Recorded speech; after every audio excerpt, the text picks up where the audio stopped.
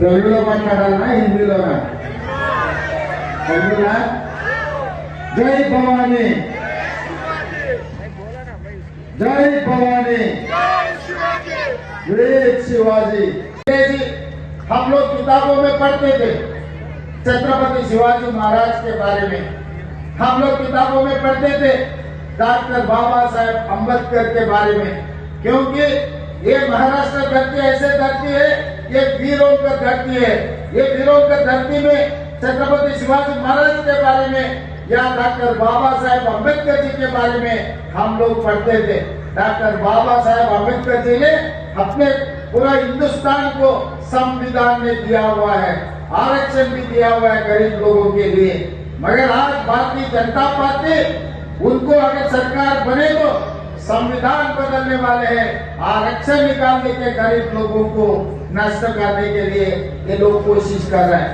और हम सुने महाराष्ट्र के बारे में कभी भी चर्चा आए तो बाला साहेब ठाकरे के बारे में चर्चा होते थे, शरद पवार जी के बारे में चर्चा होते थे, और सुशील कुमार शिंदे जी के बारे में महाराष्ट्र में चर्चा होते थे, और तेलंगाना में भी कोई महाराष्ट्र के बारे में चर्चा किए तो आप लोगों के बारे में हमें बोलते थे।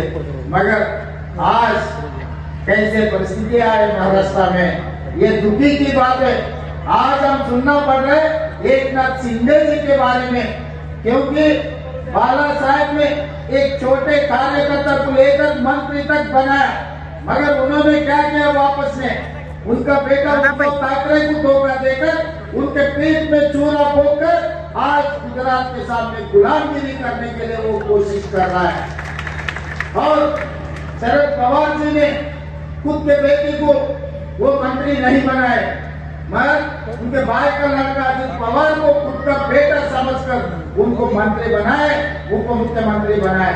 मगर अजित पवार ने ये किया, चाचा को धोखा देकर उनके पीठ में चूरा बोकर चला गए। और आप लोग सब मिलकर एसपी चौहान, अशोक चौहान को, उनको अशोक चौहान और उनका पिताजी को दोनों को महाराष्ट्र के मुख्यमंत्री बनाए। मगर अब सबको गांधी परिवार को धोखा देके अशोक चौहान भी आज मोदी के साथ शामिल हो गए। ये तीन के तीन गद्दारों मिलकर ये महाराष्ट्र मुंबई को गद्दारों का अड्डा बनाने के लिए कोशिश कर रहा है। ये हर केस ये नहीं होने देंगे, क्योंकि उन लोगों को मुंबई लूटने का इरादा है, धारावी को कब्जा करने का इरादा है। ये महाराष्ट्र के जो चर्चा हो रहा है, गुजरात वाले ने इसको कब्जा कर लेने के लिए कोशिश कर रहे हैं। इसीलिए ये चुनाव नहीं है। हमारे महिलाओं से, हमारे दोस्तों से मेरा एक ही गुजारिश है, बहुत सारे चुनाव में आप वोट डाला है, कभी कांग्रेस को दिया और किसी को दिए, मगर इस बार ये चुनाव नहीं, ये लड़ाई है।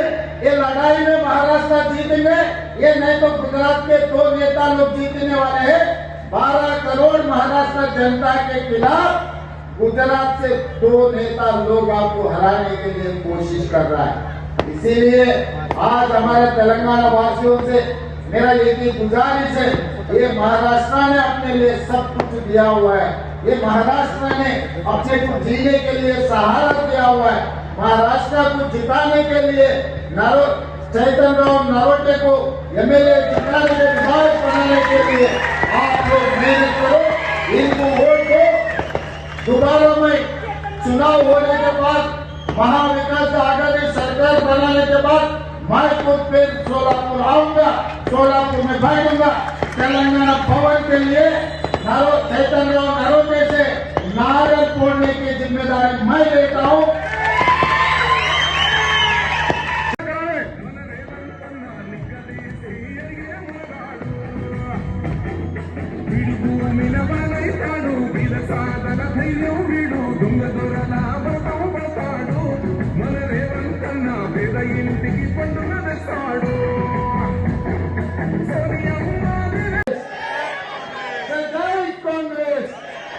ధన్యవాదాలు మిత్రులారా।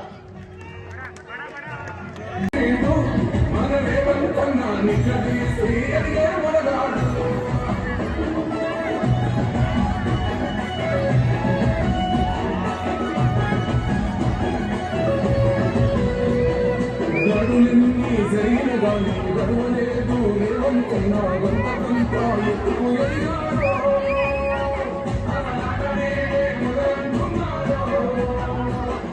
ముక్కనాడు అనుకోలేదు మొక్కడయ్యి కొట్టాడాడు అందుకే పెద్ద నాయకుడయ్యా